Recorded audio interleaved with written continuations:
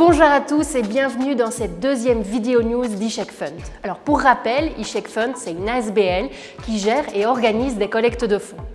Au sommaire de notre vidéo, une visite dans les bureaux d'Intocom où se déroule en ce moment une action de télémarketing. Ensuite, nous écouterons les témoignages de diplômés qui nous raconteront pourquoi ils ont décidé de s'engager envers l'eCheck. Et finalement, nous ferons une visite guidée des travaux. Mais tout de suite, en route pour Digem.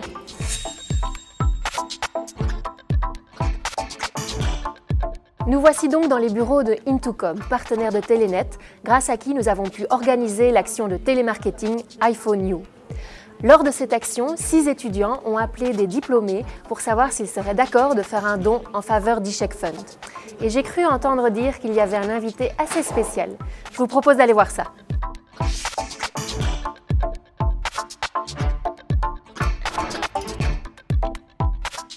Bonjour madame, ici madame Chanoine, recteur de l'eCheck.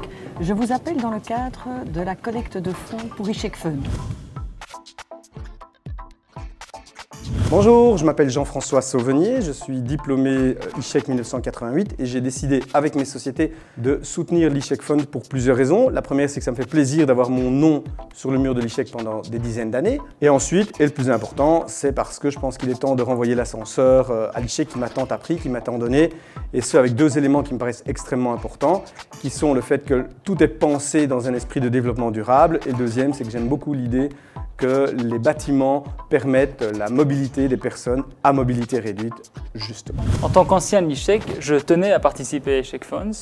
Pourquoi? Parce que je pense que le rayonnement de l'eCheck est quelque chose d'essentiel. Finalement, on a tous sur notre CV un diplôme qui est le diplôme de l'eCheck. C'est celui qui est notre carte de visite vis-à-vis du monde extérieur. Et la meilleure garantie de contribuer à la valeur de ce diplôme dans le temps et de la maintenir, c'est finalement d'avoir une institution qui est attrayante. Et finalement, rénover les bâtiments de l'eCheck, rénover son siège en quelque sorte ici à Montgomery, c'est quelque chose qui est indispensable pour présenter une vitrine qui est moderne, qui est belle et qui finalement donne envie à chacun de ces parties prenantes de s'intéresser à l'institution, d'y investir du temps, d'y investir éventuellement de l'argent. l'eCheck est une excellente école de management qui m'a donné tout le bagage pour entrer dans la vie professionnelle.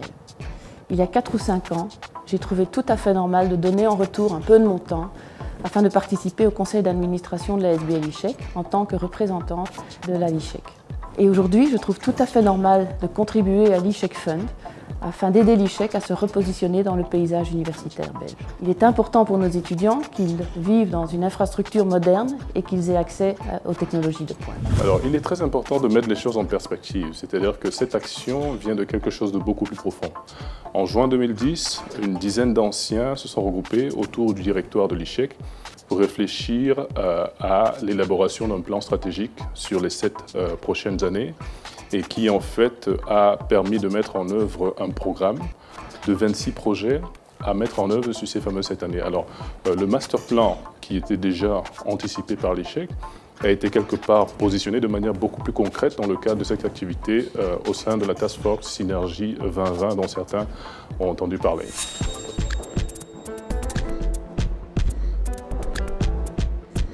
Bonjour Jo, et merci d'avoir accepté de faire cette petite visite guidée des travaux. Alors est-ce que tu peux nous expliquer quel est le fil conducteur du master plan? Eh bien Isabelle, c'est un très bon endroit pour en parler puisque ce hall du 4 est la nouvelle entrée principale du complexe Montgomery. Entrée principale qui a été conçue parce que nous poursuivons dans le master plan des objectifs de fluidité, de lisibilité, de sécurité, d'accès aux personnes à mobilité réduite, ainsi que d'efficacité énergétique. Alors cet accès se fera à travers un nouveau complexe immobilier que nous construisons là-bas derrière, que nous appelons le noyau de circulation verticale, qui comprend des escaliers, des rampes pour les personnes à mobilité réduite, un ascenseur, double porte, etc. Eh bien, nous sommes ici au premier étage de l'hôtel 6 Boulevard 28 Loc, au sommet de l'escalier d'honneur. Et au départ de ce niveau, partait un petit escalier de bonne dont les anciens se rappellent, que nous avons remplacé par ce grand escalier qui respecte tout à fait la symétrie de ce hall premier étage. C'est un bâtiment où on trouvera au rez-de-chaussée le grand secrétariat des étudiants, inscriptions, etc. Ici, le secrétariat de l'horaire décalé. En façade, nous trouverons des salles de séminaire, ainsi qu'aux étages où il y aura également des locaux administratifs.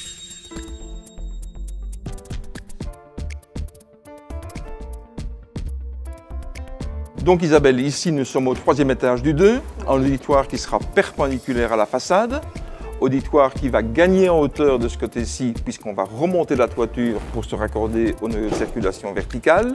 On va également établir un plancher uni et résistant au feu au niveau de la partie avant, dégageant un très beau volume qui sera éclairé par la fenêtre de la rue et par un éclairage zénital à travers la toiture. Il ne me reste plus qu'à vous remercier d'avoir regardé cette vidéo news. Toutes les informations sur eCheckFund se trouvent sur notre site. Et n'oubliez pas, pour que tout cela et les nombreux autres projets restent possibles, nous avons besoin de vous.